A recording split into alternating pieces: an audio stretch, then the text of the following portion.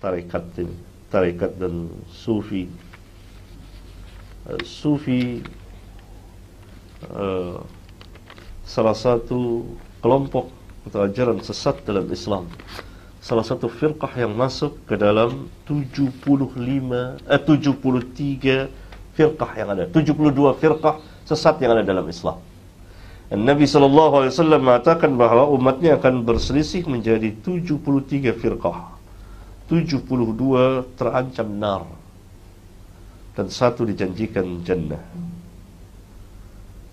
Nah, sufi salah satu firqah yang sebagiannya masih masuk ke dalam 72 yang sesat umat Muhammad. Sebagiannya lagi sudah berada di luar Islam.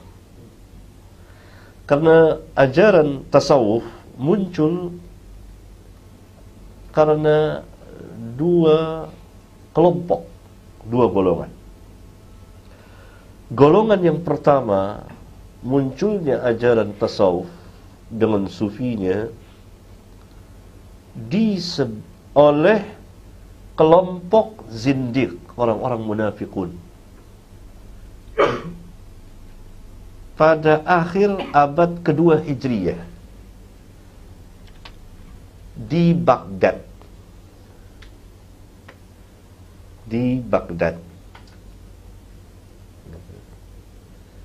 Ini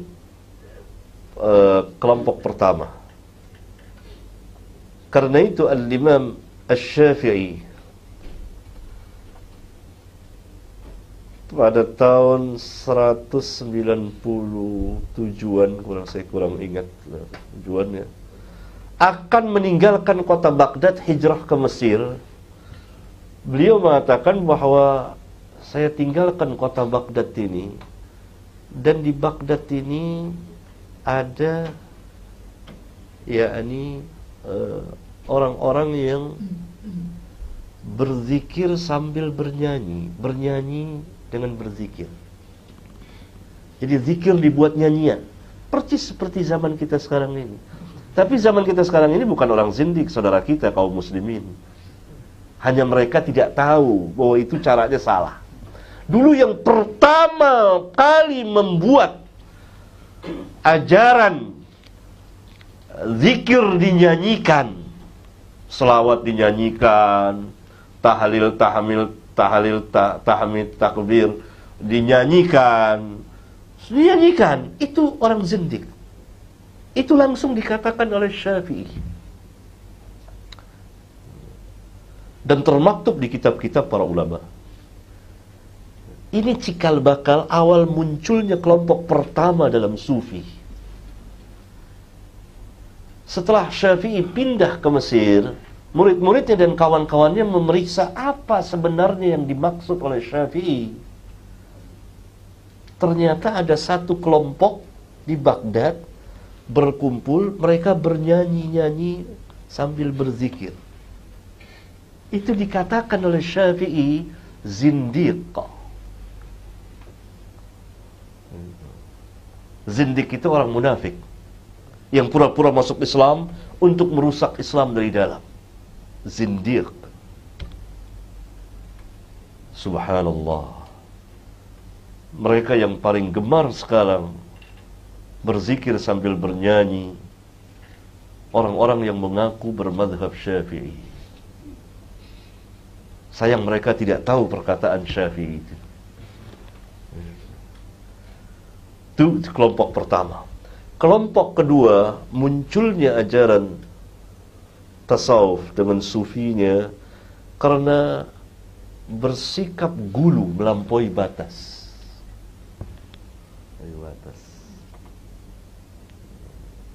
Umumnya dari ahli ibadah.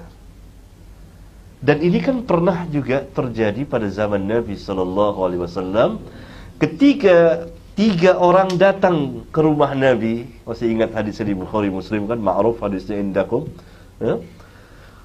Yang menanyakan tentang ibadah Rasulullah SAW. Setelah diberitahukan, mereka menganggap sedikit karena Rasulullah sudah diampunkan dosanya yang lalu dan yang terkemudian. Salah seorang mengatakan bahwa dia tidak akan mau mendekati wanita selama-lama, tidak mau menikah. Salah seorang mengatakan bahwa dia akan puasa terus tidak pernah mau berbuka. Salah seorang lagi mengatakan bahwa dia akan qiyamul lail terus gak tidur. Nah ini kemudian dibersihkan oleh Rasulullah SAW. Diajarkan bahwa ini salah. Saya yang paling takut dan paling takwa kepada Allah di antara kamu. Tapi saya menikahi beberapa wanita, saya saum, kemudian saya berbuka, kemudian saya juga salat dan tidur. Nah ini melampaui batas. Muncul kelompok kedua itu melampaui batas dalam beribadah kepada Allah. Mereka harus mempunyai cara dalam beribadah kepada Allah di luar cara sunnah. Ini kan kesesatan. Siapa yang membuat satu cara atau mengambil satu cara dalam beribadah di luar dari sunnah Rasulullah SAW, maka itu merupakan kesesatan. Nah itulah yang mereka katakan tariq, at-tariq, jalan. Tarekat, orang kita panggil di sini tarekat. Cara tersendiri yang mereka buat untuk beribadah kepada Allah, ini al-ghulu, melampaui batas. Nah kemudian mereka membuat berbagai macam cara. Dapat kita lihat di kitab-kitab tasawuf. Aneh-aneh. Dan semuanya penuh dengan kejahilan. Bacalah apa yang dikatakan oleh Imam Ibnul Jauzi di kitabnya Talbisu Iblis. Luar biasa. Bagaimana orang-orang sufi itu. Ini al-ghulu. Dari situlah berkembang ajaran tasawuf. Berkembang ajaran tasawuf dan dia dimasukkan orang ke dalam Islam karena atas nama Islam, sama dengan filsafat. Nah kemudian mereka berfirqah-firqah. Firqah terbesar saat ini dari kelompok sufi di dunia saat ini Jamaah Tabligh. Itu itu firqah sufi terbesar pada abad ini, saat ini. Itu salah satu tarekat sufi ya. Karena dia dibaiat oleh beberapa tarekat. Tidak semua pengikutnya dibaiat, hanya tokoh-tokohnya saja. Karena Muhammad Ilyas, pendiri Jamaah Tabligh, itu seorang sufi 100%. Penganut sufi. Karena itu salah satu ajaran sufi itu kan menghasilkan ilmu dari mimpi-mimpi. Tafsir Qur'annya kuntum khaira ummatin ukhrijat linnas didapat dari mimpi. Hurut keluar. Padahal ayat itu menjelaskan tentang manhaj para sahabat. Karena di situ kuntum khaira ummatin, umat di situ adalah yang pertama para sahabat, kemudian orang-orang yang mengikuti para sahabat ridwanullah alaihim jami'an. Karena ayat kuntum khaira ummatin ukhrijat linnas sama dengan hadis Rasulullah SAW, khairun nas qarni, khairukum qarni, khairu ummati qarni. Jadi yang mendapat bagian besar dari ayat itu para sahabat, yang lain masuk ke dalam ayat itu mengikuti para sahabat.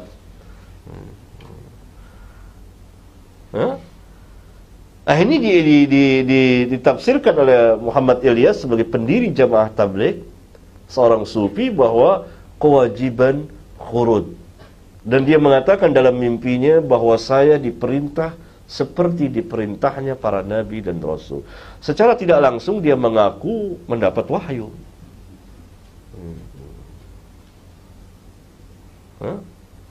Nah ini salah satu kelompok tasawuf sufi terbesar di dunia saat ini karena ajaran khurudnya itu, sehingga mereka hampir di seluruh belahan bumi ada. Bahkan ini mencapai ranking pertama firqah sesat terbesar di dunia dalam Islam. Tadinya Ikhwanul Muslimin menempati ranking pertama, kemudian sekarang berganti Jama'atut Tabligh.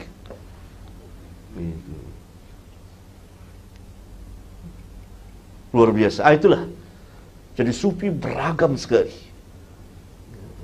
Dan mereka mempunyai cara tersendiri di luar sunnah Nabi yang mulia sallallahu alaihi wasallam. Dan ini merupakan kesesatan. Kita tidak boleh mengambil satu tata cara dalam mendekatkan diri kepada Allah di luar dari sunnah Nabi SAW. Tidak boleh. Sesat. Saya ambil contoh. Apa boleh kita sujud sembarangan kepada Allah kapan waktu saja? Boleh atau tidak? Nggak boleh. Sekarang rame-rame nih, dalam rangka kita mendekatkan diri kepada Allah, kita sujud rame-rame, sujud. Perbuatan kita tuh baik atau sesat? Sesat. Karena cara ibadah yang seperti itu tidak pernah diajarkan oleh Rasulullah SAW, walaupun dalam rangka sujud kepada Allah. Bukan sujud kepada berhala loh. Sujud kepada Allah. Ini rame-rame saya pimpin. Ayo kita sujud rame-rame. Sujud. Sesat kita. Dikatakan kita kelompok yang hadir, wah kelompok sesat ini. Tapi kalau kita sujud dalam sholat, benar. Atau sujud sahwi, atau sujud tilawah, atau sujud syukur, tarikahnya, jalannya sesuai dengan sunnah. Kan sujud sedekat-dekat hamba kepada Rabbnya.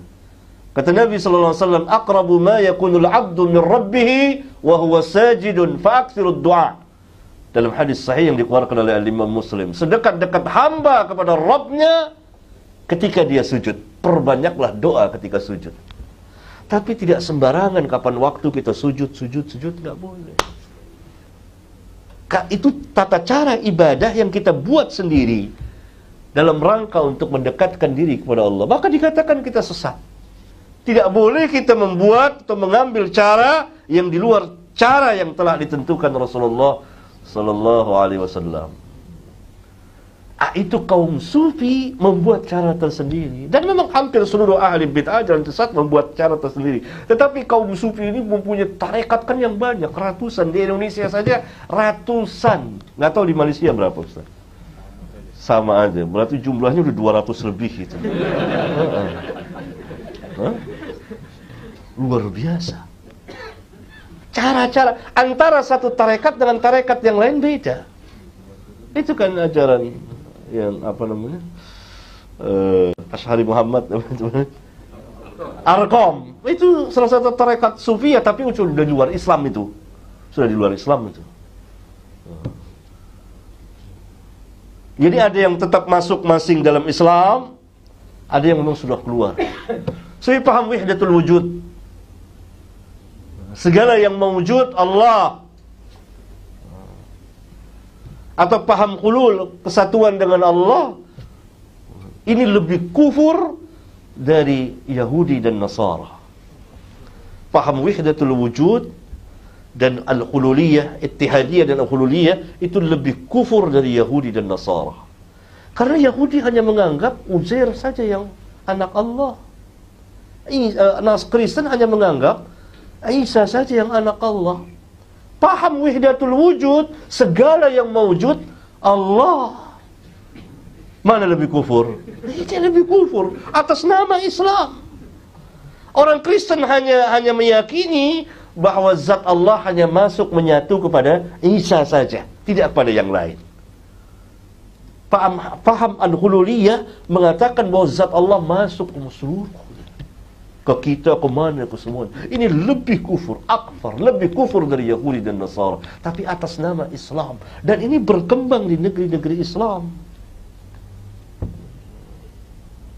Ajaran-ajaran tarekat ini luar biasa. Ya?